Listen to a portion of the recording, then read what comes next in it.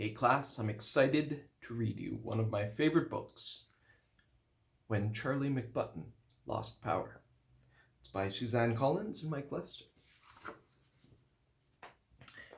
Charlie McButton had likes and like-nots. The things that he liked involved handsets and bots, computerized games where he battled bad creatures. The things he liked not didn't have blow-up features. Then one day a thunderstorm blew into town and brought his tech empire tumbling down. A lightning bolt struck an electrical tower, and Charlie McButton, his whole world lost power. He looked left, he looked right, his heart filled with dread. The TV, the lights, and the clock were all dead. He jumped to his feet, his lungs gasping for air. The room spun around and he clung to his chair. He tried to cry, "Help!" but just managed to squeak. The blackout had blacked out his power to speak. Thank goodness his mother had ears like a bat. She came to his room and she gave him a pat. "Oh, Charlie," she said, picking up on his fears, "the lights will come back when the bad weather clears. You'll have to find something without plugs to play. Read a book, clean your room, sing a song, model clay." Could anything be duller than clay? Soggy gray clay on a soggy gray day? He hated the way clay got under his nails, and how he could only make snowmen and snails. He dove for a gadget he'd outgrown last spring. It was handheld, outdated, not much of a thing, but he clutched the old toy like a lifeline that day. See, it ran on one battery, the size AAA. He flicked the on-off switch to on double quick, but no happy humming sound followed the click. He unlatched a hatch and his blood turned to ice. The battery is gone from my backup device. World records were set in the 10-meter dash as away down the hallway he flew like a flash, seeking one battery, just one AAA, that would rescue one boy from a gray day of clay. But just when his search nearly drove him insane, he ran past the bedroom of Isabel Jane. His 3-year-old sister was happily walking a doll back and forth, and the doll, it was talking.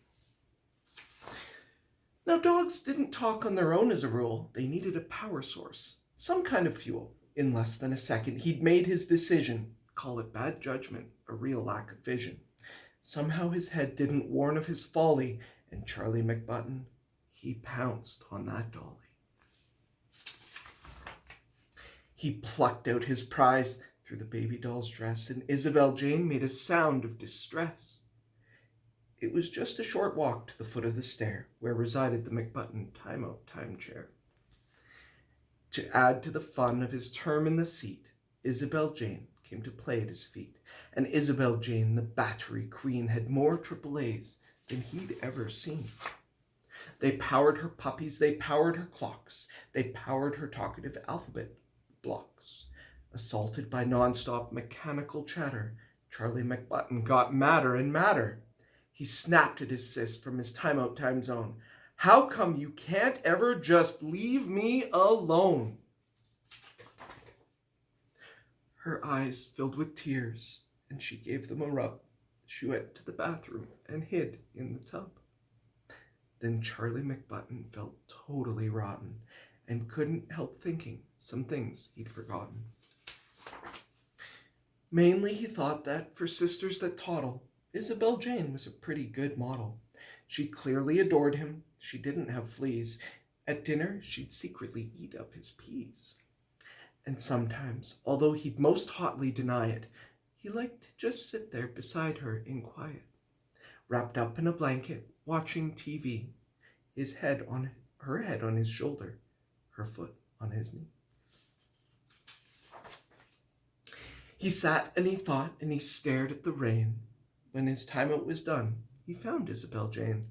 From the edge of the tub, she gave him a peek. So he said, "Hey, are we playing hide-and-go-seek?" She was happy at once and ran into the hall, as she loved playing hide-and-go-seek most of all. They took turns being it and counting to 10. They hid in the plants and the guinea pig pen. And when he found Isabel Jane in her quilt, they decided a big blanket fort should be built. Then the gloom made him think about dragons and spells. So Charlie became the great wizard McSmells, and Isabel Jane, who desired a role, magically changed to his faithful old troll. Between tracking down dragons and brewing up lizards, and handling the day-to-day business of wizards, like forging his faithful old troll a new sword, Charlie McButton forgot to be bored. At supper they ate under real candlelight. The daytime had melted right into the night, and after they'd all been asleep for an hour, the world came alive with a big surge of power. Oh, it's finally back, Charlie thought with a grin. Tomorrow I'll wake up and I can plug in. But another thought hit him he couldn't explain. I might also find dragons with Isabel.